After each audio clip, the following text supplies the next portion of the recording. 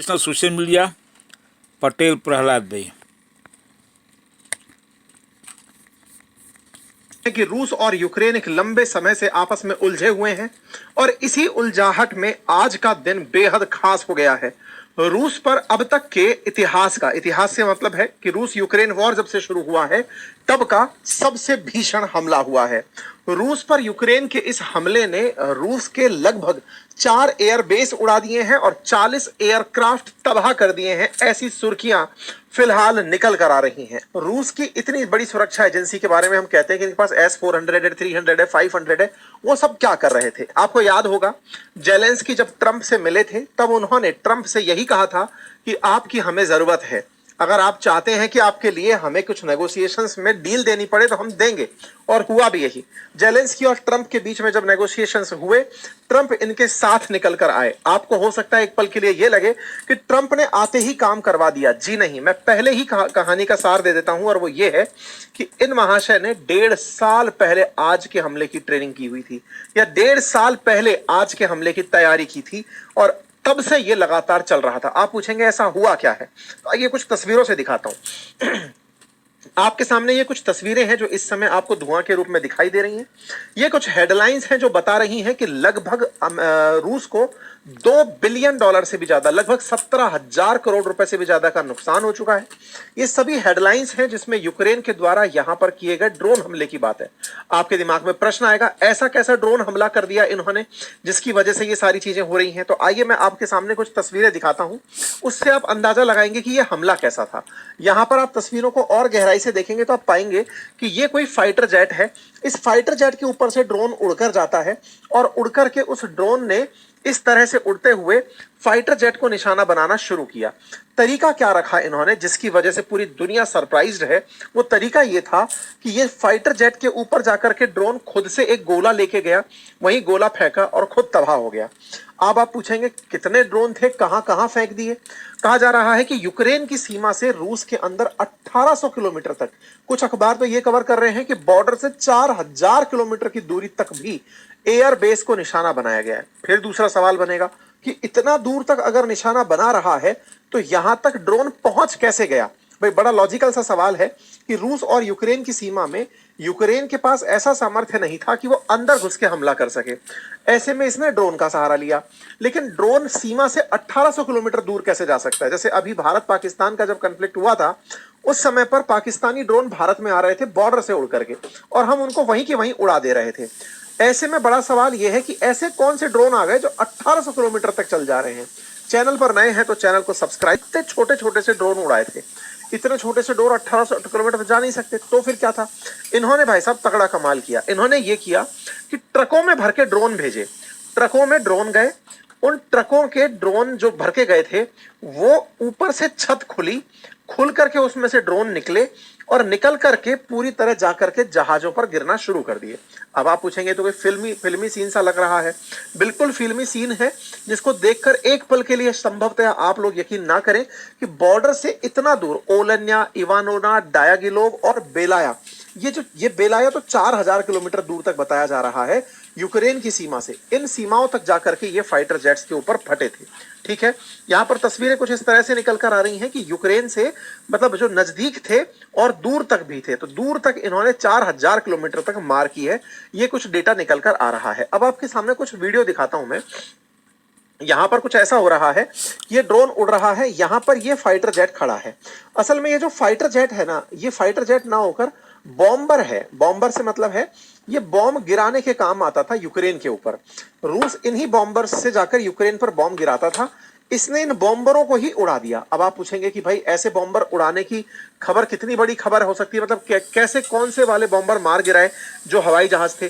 तो कहा जा रहा है कि यहां पर A-50, Tu-95 और Tu-22 नाम के जो बॉम्बर्स हैं ना, उनको मार गिराया गया है। ये जो A-50 नाम का बॉम्बर है, ये रूस के पास खुद ही 10 है संख्या में। मतलब ये बहुत ही उन्नत किस्म का है। रूस ने खुद भी इनको 10 की संख्या में बनाया हुआ है। इन बॉम्बर्स को, जो बॉम्बर्स जाकर रूस पर बॉम्ब गिराते और यूक्रेन पर बॉम्ब गिराते थे, उनको इन ड्रोन से मार गिराया गया है। ऐसी अपडेटेड जानकारी यहां पर आ रही है।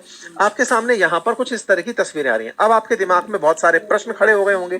पहला प्रश्न तो यही कि भाई यूक्रेन से रूस तक ट्रक भी कैसे गया? क्या रूस की सिक्योरिटी एजेंसी फ्लॉप मार गई थी क्या? नंबर एक। नंबर दूसरा, ट्रक से ऑपरेट कौन कर रहा था? अगर ट्रक से ड्रोन निकलकर जा रहा है हवा में उड़ते हुए एयरफील्ड पर जाकर गिरने के लिए, तो ऑपरेट कौन कर रहा था? और तीसरा, रूस की इतनी बड़ी सुरक्षा एजेंसी के बारे में हम कहते हैं कि इनके पास S-400 है, 300 है, 500 है, वो सब क्या कर रहे थे? एक एक करके सारों का जवाब सुनते हैं। नंबर एक, इन्होंने ट्रक को स्मगलिंग करके अंदर पहुंचाया था। अब आप पूछेंगे क्या रूस के अंदर स्मगलिंग? जी हां, करप्ट हर देश के अंदर लोग होते हैं, देशद्रोही हर देश के अंदर होते हैं। ऐसे ही रूस के कुछ लोगों को इन्होंने रिश्वत देकर के या किसी भी तरीके से पिछले 1.5 सालों से एक एक करके सामान को अंदर पहुंचाया था, अंदर पहुंचाया।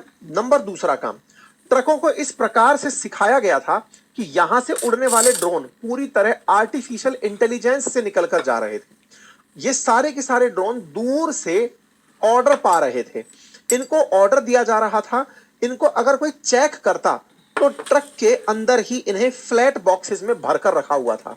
यानी ऊपर से देखकर आप अंदाजा ये नहीं लगा सकते कि अंदर से ड्रोन निकलकर आएगा, और वो ड्रोन अपने अंदर बारूद भरकर ले जा रहा था।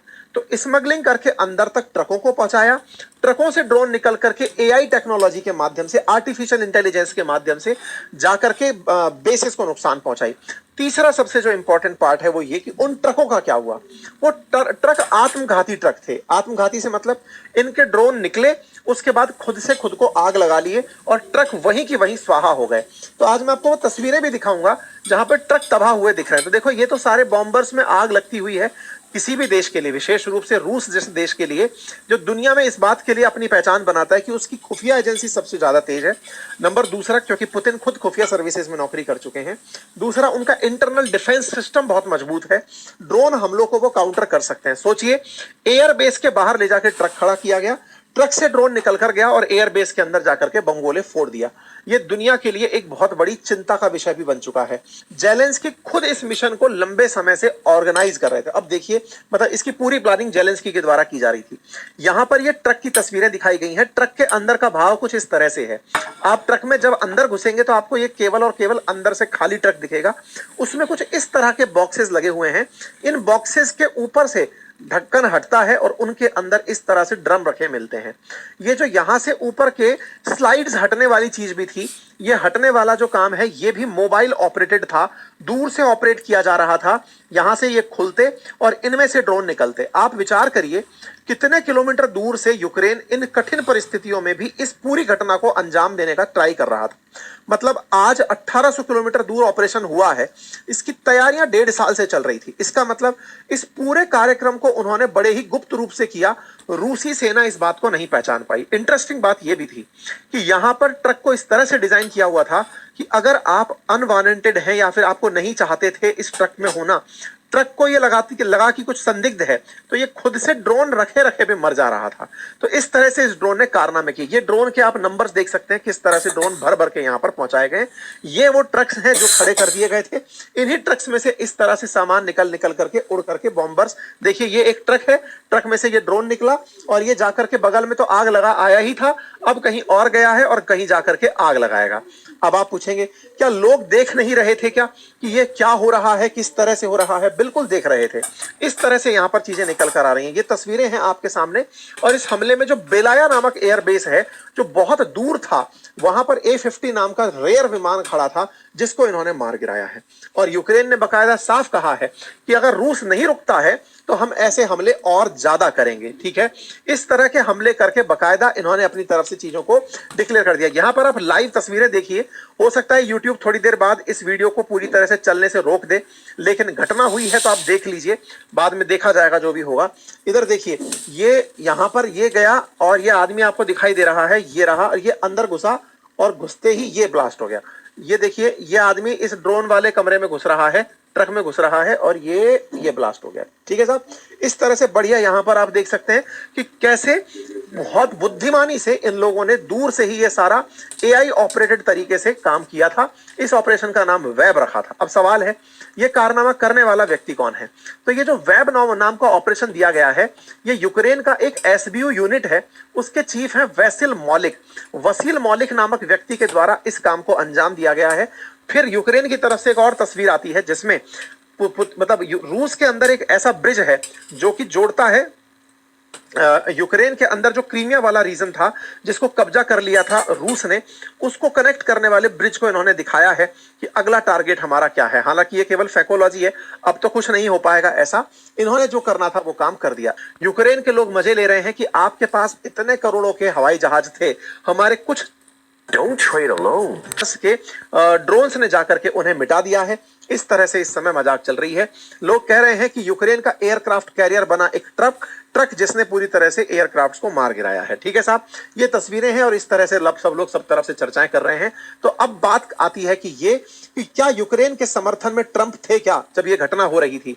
तो देखिए, लोगों का कहना है कि ट्रंप के बिना तो ये कैसे ही हो सकता था। ये बात तो सही है, लेकिन जेलेंस्की पिछले 1.5 साल से इसकी तैयारी कर रहे थे, तब ट्रंप नहीं थे, नंबर एक।